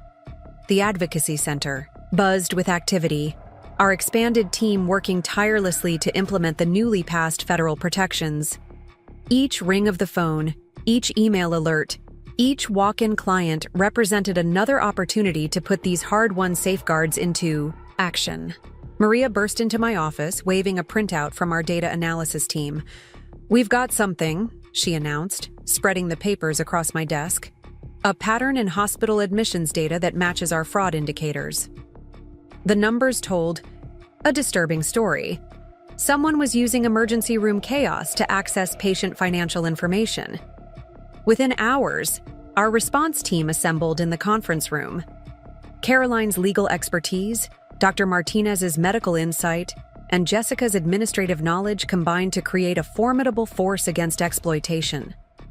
The wall-mounted screens displayed patient admission patterns, property records, and financial transactions, all interconnected by threads of suspicious activity. A knock at the door interrupted our analysis. Thomas had flown in from New York, bringing crucial information about similar schemes he'd uncovered in Manhattan hospitals.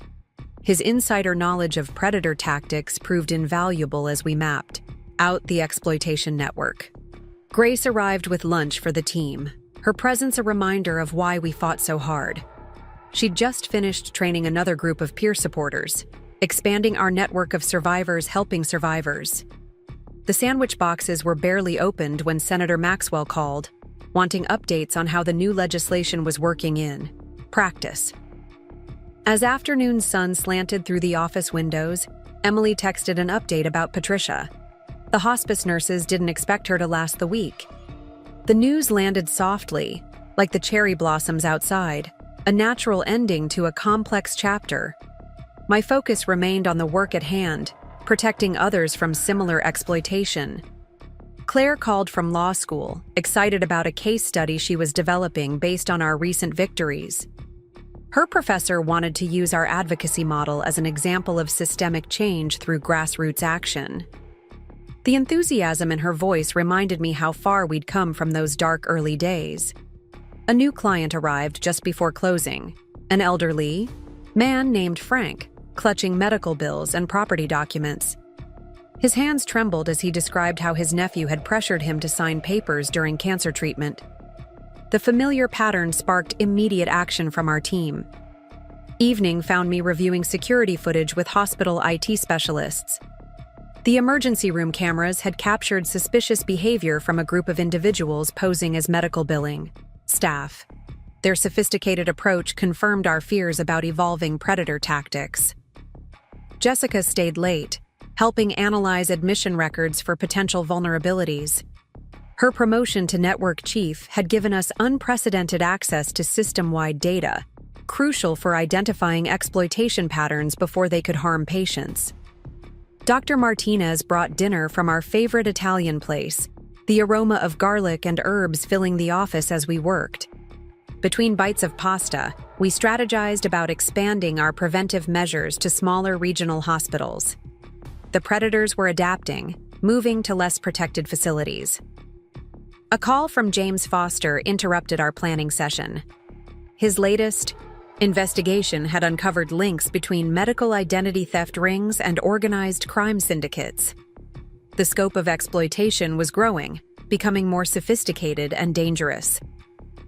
Night settled over Boston as we wrapped up the emergency response plan.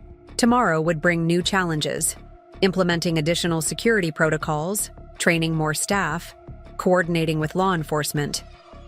The work never ended, but neither did our determination. Walking home through the quiet streets, I passed the site of my old house. The new owners had planted spring flowers, their colors bright against the twilight. The site sparked no pain now, just appreciation for how life moves forward, transforms, creates new beauty from old wounds. My brownstone welcomed me with familiar comfort. The wall of success stories had grown again. New photos, new letters, new victories. Each one represented not just a life protected, but a future preserved, a dignity restored, a strength discovered. A late-night email arrived from an international hospital network. They wanted to implement our protection protocols across their facilities in Europe and Asia. Our model was spreading globally, adapting to different healthcare systems while maintaining its core mission. Sleep proved elusive as my mind raced with possibilities and plans. The predators were evolving, but so were we. Each new scheme they developed pushed us to create stronger safeguards, better protections, more comprehensive support systems. Dawn broke over the city as I prepared for another day of advocacy. The cherry blossoms continued falling, nature's reminder that beauty can emerge from harsh seasons. Our work, like the spring renewal, brought hope and protection to those facing their darkest moments. My phone buzzed with messages from our expanding network. A center in Chicago had prevented a major fraud attempt. Our Los Angeles team had identified a new exploitation pattern. Seattle reported success with their peer support program. Each update confirmed the power of united action. Maria arrived early, bringing fresh data from overnight emergency room admissions. Her expertise in pattern recognition had become crucial to our preventive efforts. Together, we studied the numbers, looking for signs of potential exploitation. The morning team meeting focused on implementing new security measures. Caroline's legal team had drafted updated protocols, incorporating lessons learned from recent cases.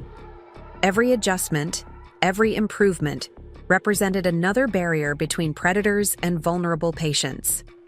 Dr. Martinez shared encouraging news from the medical board. Our protection protocols were being added to standard hospital accreditation requirements. This systemic change would force facilities nationwide to implement basic safeguards against exploitation. Mid-morning brought a surprise visit from Robert Chen, now working with hospital security consultants. His insights into property fraud schemes helped us refine our prevention strategies. The reformed insider had become a valuable ally in our mission. Grace organized a support group session in the community room, creating space for survivors to share their stories and healing journeys. The sound of their voices, strong and supportive, filtered through the office walls like a chorus of resilience. Lunch seemed like a distant concept as we responded to an urgent alert from a partner hospital. Their security team had identified suspicious access attempts in the billing department. Our rapid response protocols kicked in immediately, preventing potential exploitation. Caroline coordinated with federal prosecutors, sharing evidence from our recent cases. The legal landscape had shifted dramatically since the new legislation passed, giving authorities better tools to combat medical exploitation schemes. Afternoon brought a video conference with international partners. Hospitals in London, Toronto, and Sydney had successfully adapted our protection model to their healthcare systems. Each implementation taught us new lessons, revealed new vulnerabilities to address. Jessica's network update revealed encouraging trends. Reported exploitation attempts had decreased significantly in facilities using our protocols. The data validated our approach while highlighting areas needing stronger protection. A text from Emily carried unexpected news. Daniel had started volunteering at a patient advocacy center in Chicago. His journey from complicit bystander to active protector suggested hope for broader social change. Evening settled over the city as our team reviewed the day's achievements and challenges. Each case prevented, each victim supported, each predator stopped, represented a small victory in our larger mission. The work was endless but essential. A call from Senator Maxwell confirmed upcoming congressional hearings on expanding patient protections. Our success had sparked interest in addressing other forms of medical exploitation. The momentum for change continued growing. Night brought quiet reflection in my brownstone study. The wall of success stories seemed to glow in the soft lamplight, each one a testament to the power of protection, advocacy, and support. Tomorrow would bring new challenges, but also new opportunities to create lasting change. My phone lit up with a message from Claire. She'd aced her healthcare law exam and secured a summer internship with a prominent patient rights firm. Another survivor turning experience into expertise, another voice joining the fight for protection. Sleep approached as cherry blossoms continued falling outside my window. Their gentle descent reminded me that transformation requires both strength and softness, protection and growth, endings and new beginnings. Our work embodied this delicate balance. Tomorrow would bring fresh challenges, new threats to address, more lives to protect. But tonight, in the quiet darkness of my home, I felt the full circle of my journey. From victim to protector, from wounded to healer, from alone to surrounded by warriors for change. The city lights twinkled beyond my windows, each one perhaps marking another story waiting to be protected, another life waiting to be preserved. In the peaceful night, I felt both the weight of our mission and the strength of our growing movement. Change was coming, step by step, case by case, life by life. Our network of protection grew stronger each day, our methods more refined, our reach more extensive.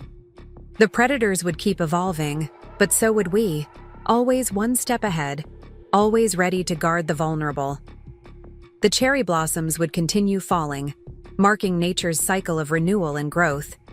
Our work, like the spring itself, brought new life from difficult seasons, hope from hardship, strength from struggle. Tomorrow awaited with its challenges and opportunities, but tonight's quiet affirmed the rightness of our path.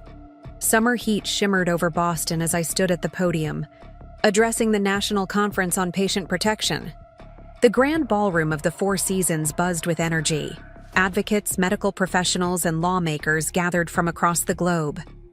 5 years had passed since that fateful day in the hospital, and here I was, witnessing the culmination of our collective efforts. Emily's message arrived just as I finished my keynote speech. Patricia had passed away peacefully in her sleep. The news settled softly, like the last piece of a puzzle finding its place. There was no joy, no sadness, just quiet acknowledgement that some circles complete themselves in their own time. Back at the Advocacy Center, celebration mixed with focused determination. The walls now held plaques and awards, but more importantly, they displayed hundreds of success stories. Maria led the morning briefing, her confidence radiating as she outlined our latest initiatives. The frightened nurse who'd once lost everything had transformed into a beacon of hope for others. Dr. Martinez arrived with groundbreaking news. The hospital network had received federal funding to implement our protection protocols nationwide.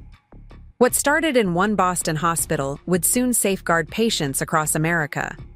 The scope of change felt both overwhelming and exactly right. Grace organized an impromptu gathering in the community room, bringing together current clients with program graduates. Their stories flowed freely, tales of survival, recovery, and triumph. Each voice added strength to our shared mission. Each experience contributed wisdom to our evolving approach. Caroline's legal team occupied the conference room, finalizing documents for an international cooperation agreement. Our model would soon protect patients in hospitals across Europe, Asia, and beyond. The predators had gone global, but so had our response. A familiar face appeared in my office doorway, Daniel, visiting from Chicago. Time and perspective had softened our interaction, replacing old pain with professional respect. His patient. Advocacy work there had grown significant, proving that transformation was possible for anyone willing to choose a better path.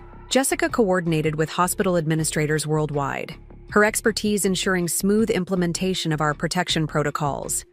The system she'd helped build had become the gold standard for patient security, a model studied and replicated across continents.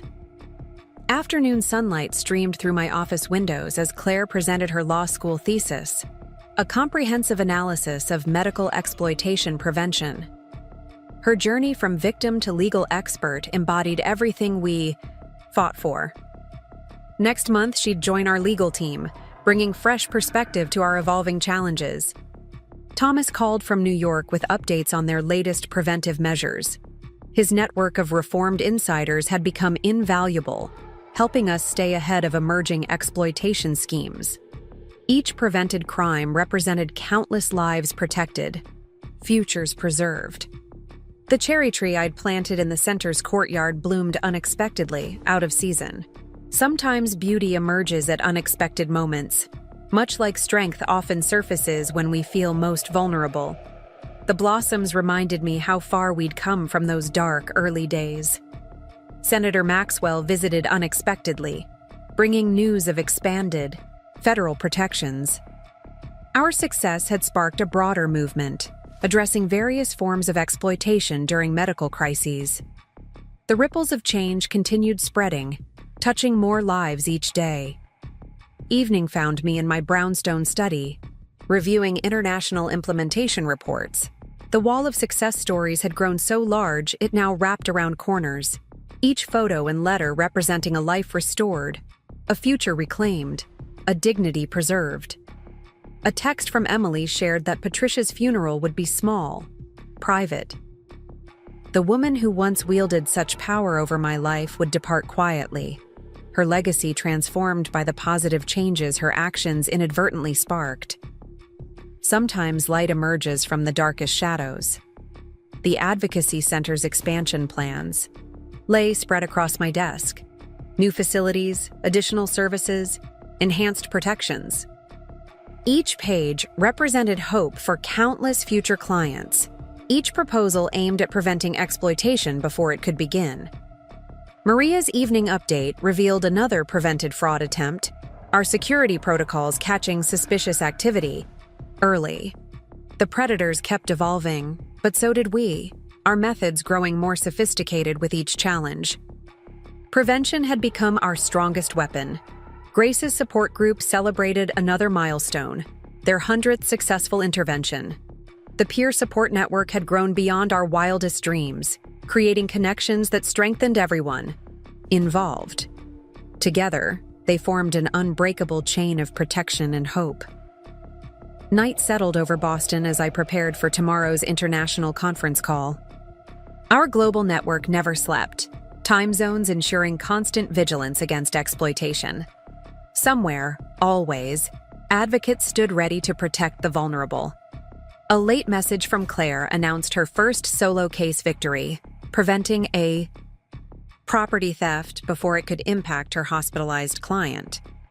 Her success represented everything we'd built towards, the next generation of advocates carrying our mission forward. My phone lit up with updates from partner centers nationwide. Chicago prevented an identity theft ring. Los Angeles identified a new exploitation pattern. Seattle expanded their support services. Each report confirmed the power of united action against predation. The city lights twinkled beyond my windows, each one perhaps marking another story, waiting for protection. Our work would never end, but neither would our determination to safeguard the vulnerable. Every victory, large or small, contributed to lasting change. Tomorrow would bring new challenges, fresh battles, more lives to protect. But tonight, in the quiet darkness of my home, I felt the full circle of my journey. From victim to survivor, to advocate to leader, each step had led to this moment of profound purpose. Words filtered through the melody in my head. Up next, you've got 2 more standout stories right on your screen. If this one hit the mark, you won't want to pass these. Just click and check them out.